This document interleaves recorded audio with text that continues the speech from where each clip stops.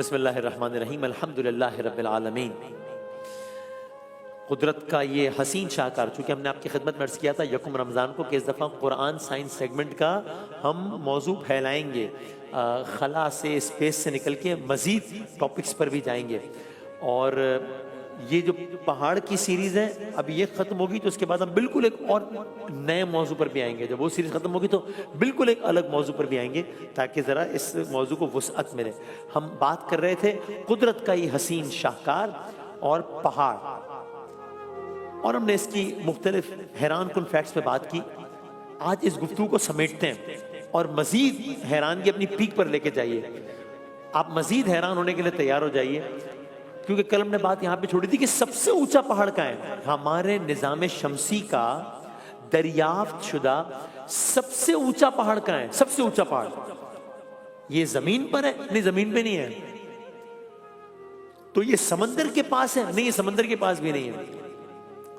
تو یہ سمندر کے اندر ہے؟ نہیں، یہ سمندر کے اندر بھی نہیں ہے۔ تو یہ کہاں ہے؟ یہ ہماری سب سے اونچا پہاڑ ہمارے سولر سسٹم کا ہماری زمین سے کروڑوں میل دور سیارہ مریخ پر ہے۔ ماؤنٹ اولمپس یا اولمپس مونس مریخ پر ہے، اور یہ اتنا خوفناک حد تک بلند ہے، اتنا خوفناک حد تک بلند ہے کہ ماؤنٹ ایورسٹ جو کہ ہماری زمین کا سب سے اونچا پہاڑ ہے، یہ ماؤنٹ ایورسٹ اس کے مقابلے میں ننا سے ایک ٹیلا لگے گا، اتنا اونچا پہاڑ ہے مریخ پر۔ ابھی ایک کمپیریزن کرتے ہیں، ذرا آپ دیکھیں۔ ہم نے آپ کی خدمت میں عرض کیا تھا اب ماؤنٹ ایورسٹ یعنی زمین پر جو انسان نے سب سے اونچی بلڈنگ بنائی ہے، سب سے اونچی، وہ یہ برج خلیفہ ہے، جو کہ ابھی آپ کو چھوٹی سی نظر آ رہی ہے۔ اس کی وجہ ہے کہ آپ کو چھوٹی سی کیوں نظر آ رہی ہے؟ کیونکہ انسان کا اتنی ترقی کے بعد بنایا گیا سب سے اونچا شاہکار ہے یہ برج خلیفہ، لیکن اس زمین پر قدرت کا جو سب سے اونچا شاہکار ہے ماؤنٹ ایورسٹ، اس کے مقابلے میں برج خلیفہ یہ کچھ ہے ہی نہیں۔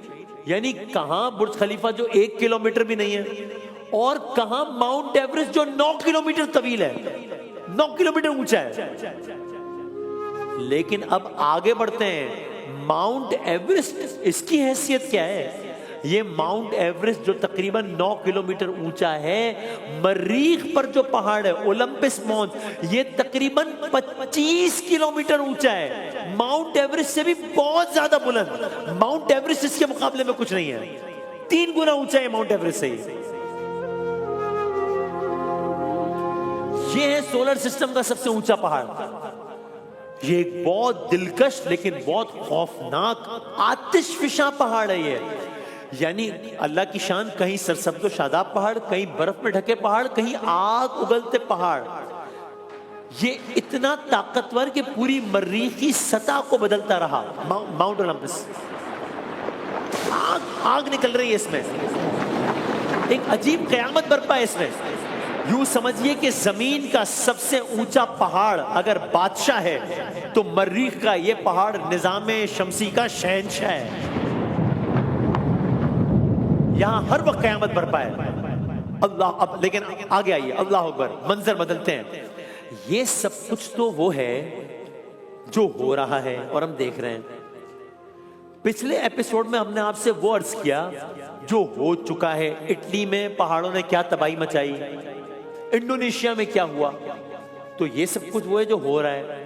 کل وہ عرض کیا تھا جو ہو چکا ہے، عجیب و غریب بھی ہے، حیرت کا باعث بھی ہے، ہیبت کا باعث بھی ہے۔ آئیے اب ایک اور منظر سوچتے ہیں۔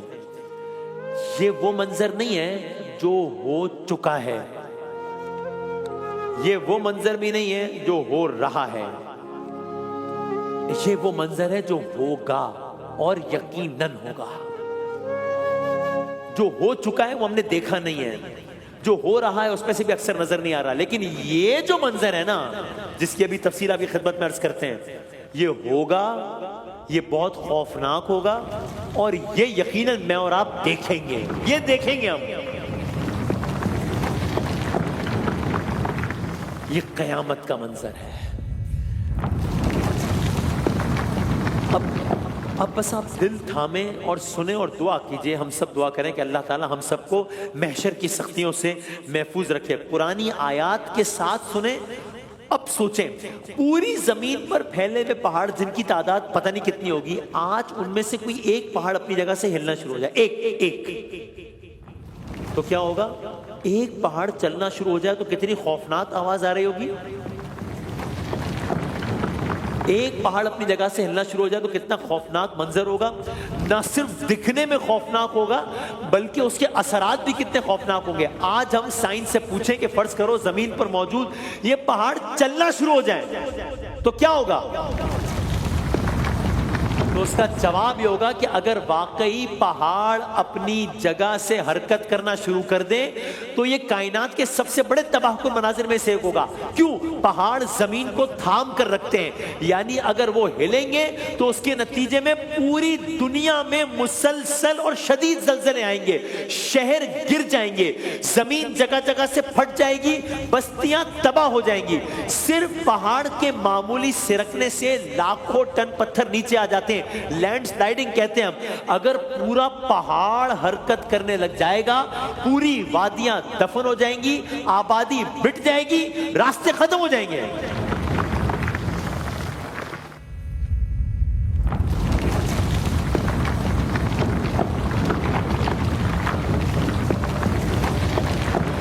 لیکن اب ہم اس منظر کو اور آگے لے کے جاتے ہیں.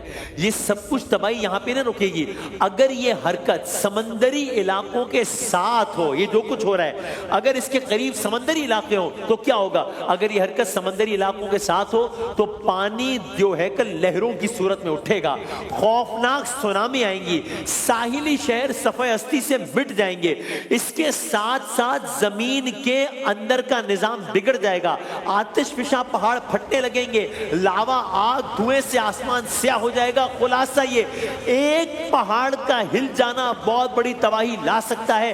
اگر سب پہاڑ حرکت کرنے لگیں گے انسان کی زندگی ناممکن ہو جائے گی، تہذیب مٹ جائے گی. اور روز محشر کیا ہوگا؟ روز محشر کیا ہوگا؟ یہ سوال ہے. اور یہ سوال سب سے اہم سوال اس لیے ہے کہ یہ تو ہمارے ایمان کا حصہ ہے. یہ سوال اس لیے اہم ہے کہ یہ تو قرآن میں لکھا ہے کہ یہ ہونا ہے. اور یہ سوال اس لیے اہم ہے کہ یہ سب کچھ منظر تو ہم نے دیکھنا ہی دیکھنا ہے.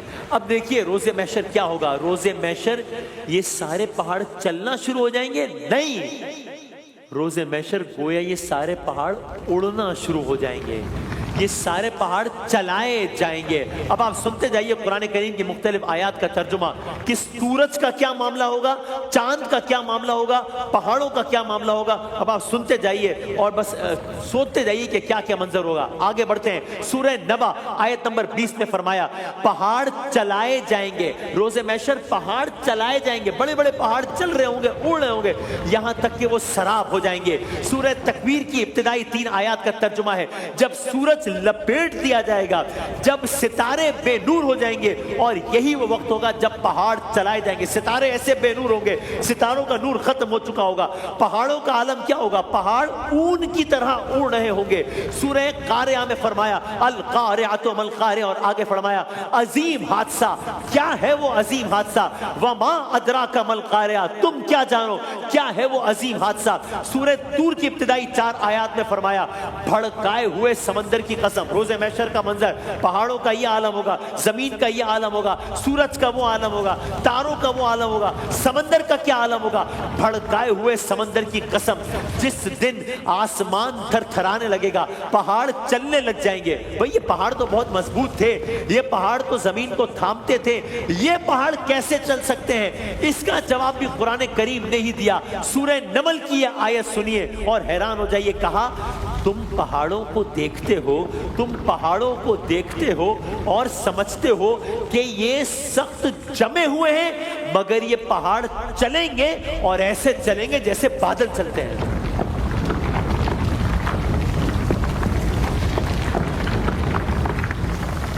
پہاڑ ایسے چلیں گے جیسے بادل چلتے ہیں.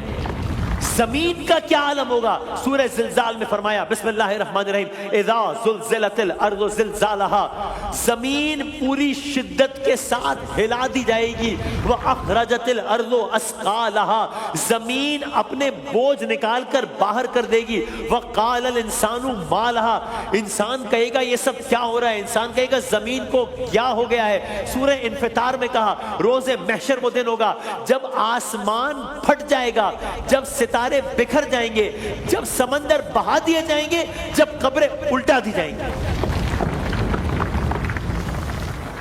تب یہی پہاڑ کہ جس ایک پہاڑ کی ہیبت ہمیں حیران کر رہی ہوتی ہے، پریشان کر رہی ہوتی ہے، یوم یقوم الناس، اور اس دن کیا ہوگا، یہ پہاڑ ڈھکے ہوئے اون کی طرح اوڑے ہوں گے۔ کاٹن کا نہیں ہوتا روئی، آپ اس کو زور سے ماریں اون ایسے اوڑا ہوتا ہے۔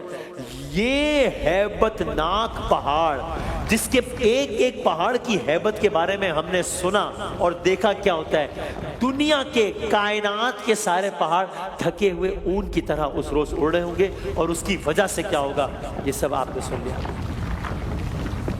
عشرۂ مغفرت اس دعا کے ساتھ کہ اللہ تعالیٰ اس دن جب یہ ہولناکی چھائی بھی ہوگی سارے منظر پہ، جب انسان کے دل دہلائے جا رہے ہوں گے، جب انسان کہہ رہا ہوگا وقال الانسان ما لہا، یہ کیا ہو رہا ہے، تب اللہ تعالیٰ میرا، آپ کا، ہم سب کا خاتمہ خیر کے ساتھ کرے اور ہم خیر کے مناظر دیکھیں انشاءاللہ۔ قرآن سائنس سیگمنٹ کی یہ سیریز ختم ہو رہی ہے، اور اب اسی قرآن سائنس سیگمنٹ کے ایک اور روپ کے ساتھ کل پھر حاضر ہوں گے انشاءاللہ۔